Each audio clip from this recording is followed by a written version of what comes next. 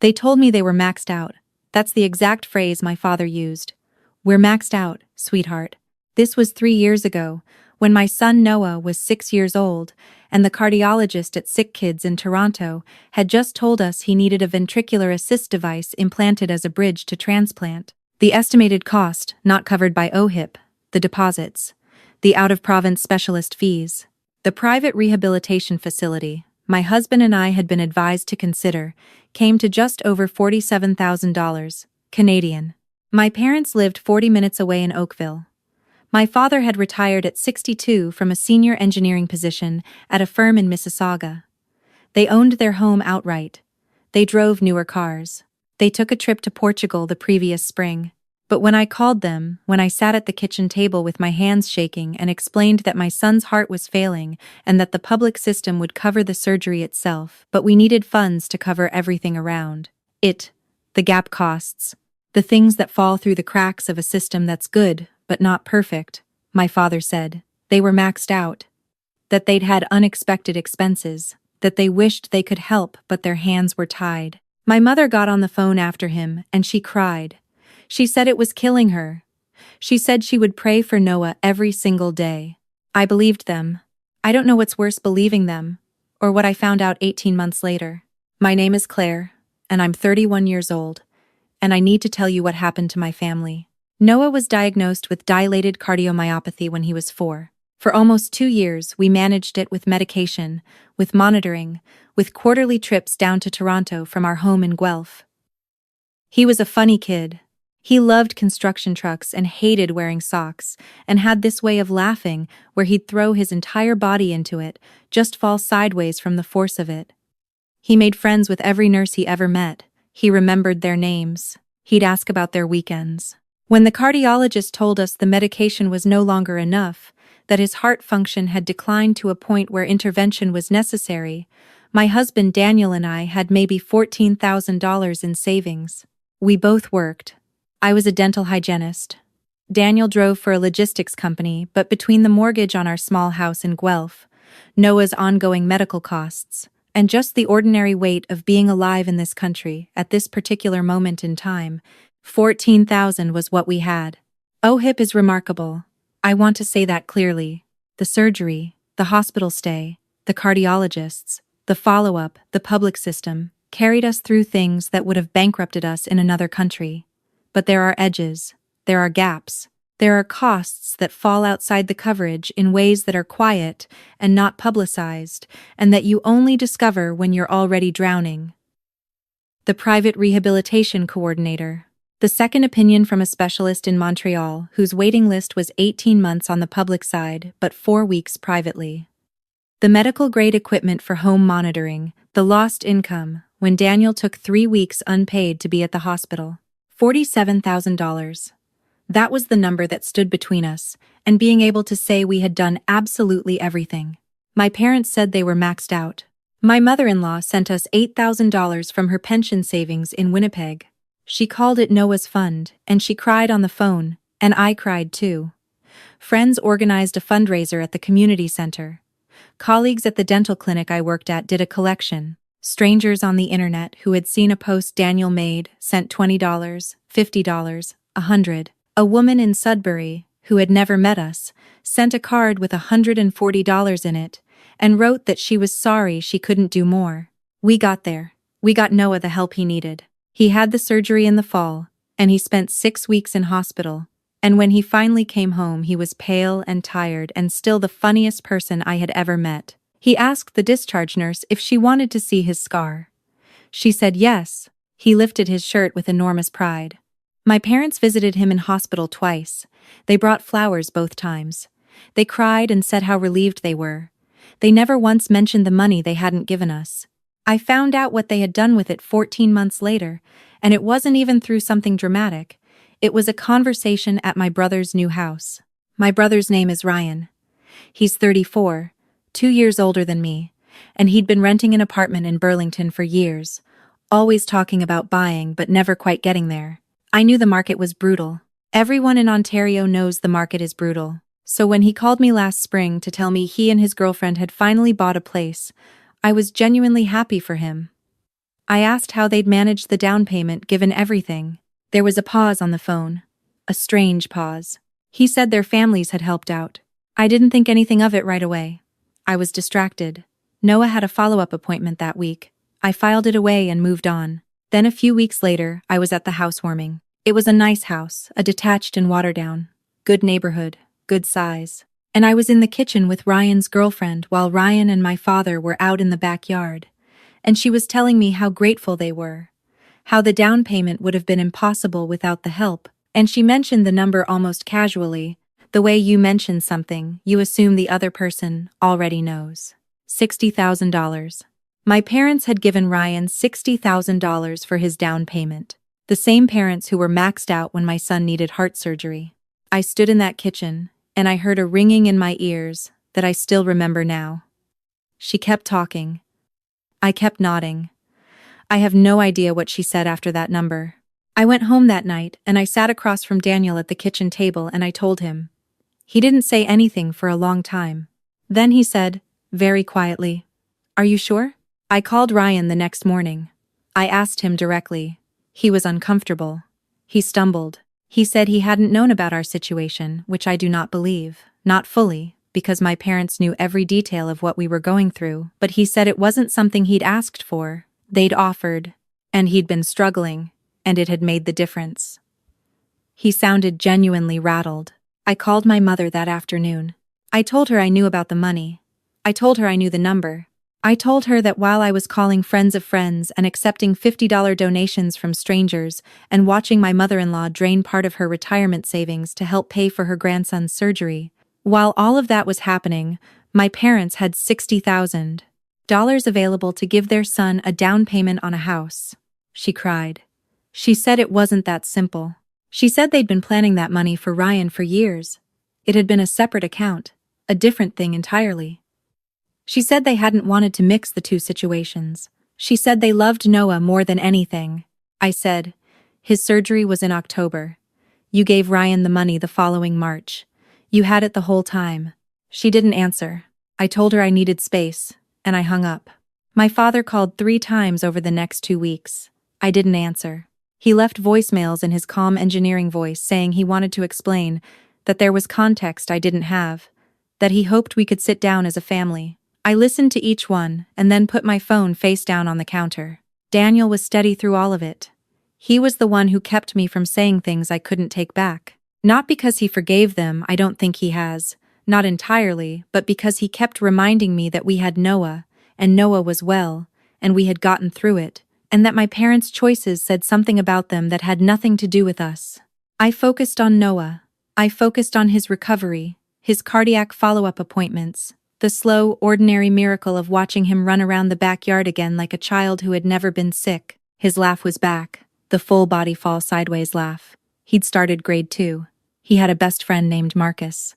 I went almost a year without speaking to my parents. Then last November, my mother called me from an emergency room in Hamilton.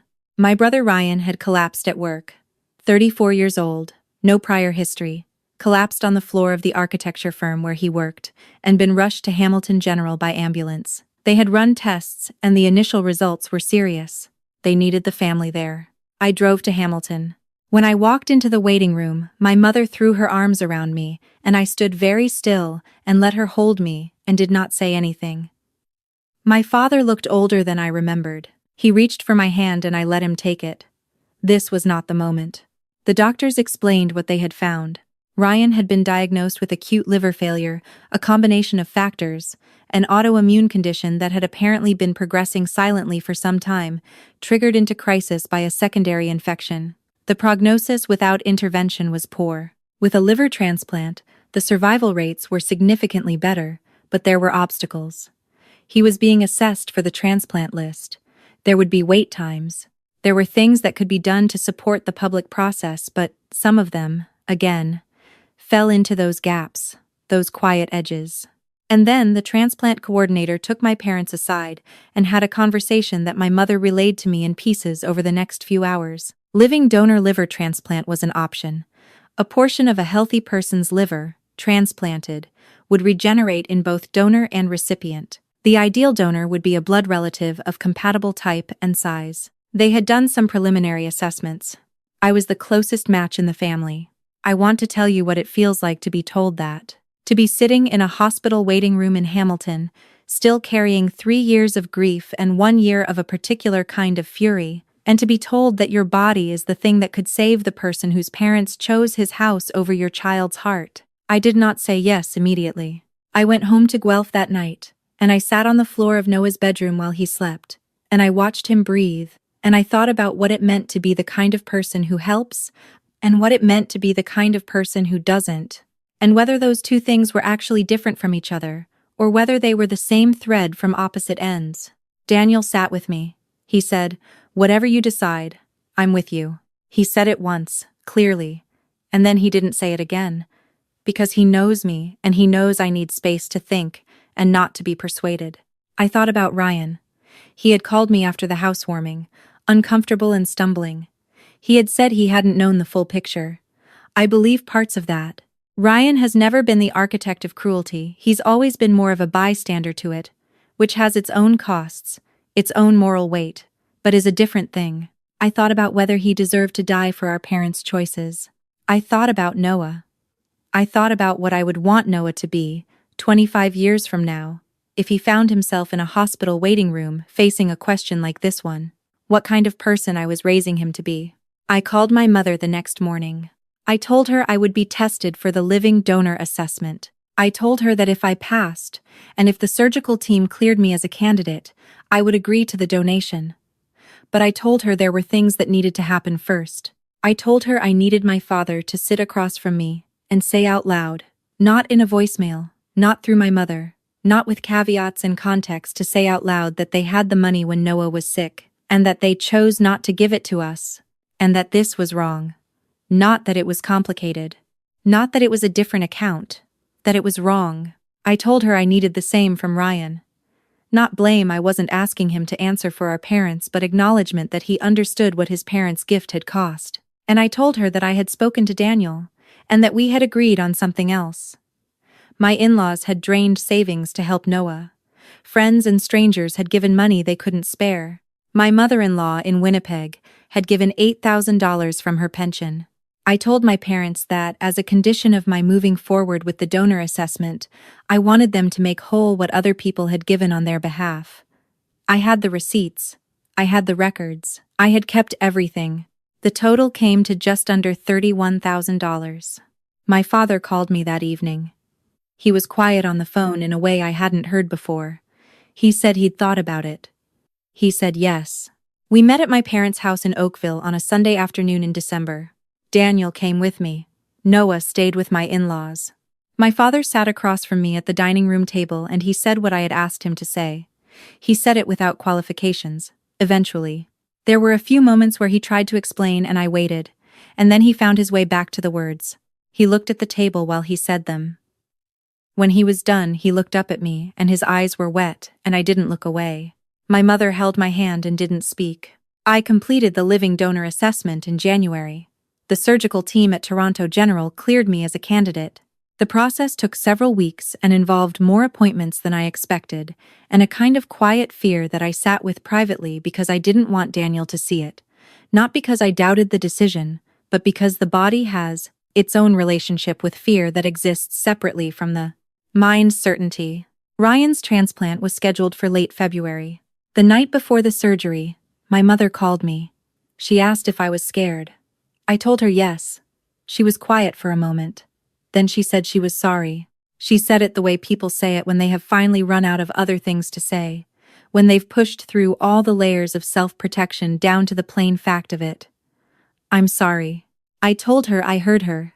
The surgery went well. Ryan's recovery has been slow and is still ongoing, but the medical team has said the outcomes are positive. My own recovery took about 6 weeks before I felt like myself again, and Daniel was extraordinary through all of it, managing Noah, managing the house, managing me on the days when the fatigue hit like a wall. Noah came into my room one afternoon while I was resting and climbed carefully onto the bed beside me, very deliberate and gentle, like he was remembering to be careful. He was 7 now.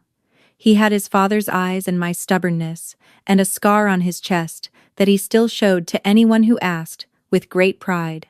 He put his hand on my arm and said, "Mum, does it hurt?" I told him it was getting better every day. He thought about that. Then he said, "I'm glad you helped Uncle Ryan, even if he didn't help first." I looked at him.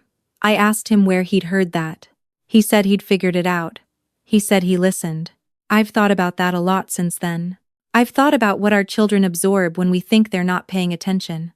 I've thought about the version of this story I want Noah to carry with him, not the version where it was simple or painless or where the right people were punished in satisfying ways, because that's not what happened. What happened was messy and human, and still unresolved in some of the places that matter. My relationship with my parents is not what it was. I don't know if it will ever be. We see each other. We are civil, sometimes warm. The apology happened, but an apology doesn't reach back through time and change what it's answering for. Daniel is still careful around my father in the way that people are careful around someone they've decided not to fully trust. I understand that. I don't ask him to feel differently. Ryan and I have talked twice on the phone since the transplant. They were not easy conversations. He has said thank you in a way that sounded like it came from somewhere real. I told him I didn't do it for him, not entirely. I told him I did it for the person I want to be, and for my son, and because his life matters even when his family's choices didn't match that. He didn't say much after that. I think he needed to hear it anyway. My mother-in-law got a check in January. She called me when it arrived, and I could hear from the first note of her voice that she was going to cry. She said she hadn't expected it. I told her she should have that she had stepped up when other people stepped back, and that this was simply what was owed. She said, "Oh, honey." I told her I loved her. I meant it completely. Here is what I want to say to anyone who's in that waiting room, whether it's a hospital waiting room or just the long, endless anteroom of waiting to find out if your family is who you thought they were. The math of these situations is never clean. Deserving is a story we tell ourselves to make decisions feel simpler than they are. I didn't save my brother because he or my parents deserved it. I saved him because I looked at my son and asked what kind of world I was building for him with my choices. And I decided that a world where we let people die for the sins of their parents was not the world I wanted to hand him. That's not forgiveness. I want to be clear about that. I don't owe anyone a performance of forgiveness. What I did was a choice, made by me, on my own terms, for my own reasons. It had conditions. It had a cost that others had to meet. It was not soft or unconditional or easy, but it was mine. Noah is 8 now. He runs everywhere. He has strong opinions about which breakfast cereals are worth eating, and he has recently decided he wants to be a cardiologist when he grows up, which is either remarkable or the most predictable thing I've ever heard, and I go back and forth on that depending on the day. Every morning when I get up and I see him at the kitchen table, still half asleep, sock on one foot, and no sock on the other, because he's always been exactly like this every single morning, I think. We got here. Through all of it, we got here. That's the part I hold on to. Everything else, I'm still figuring out.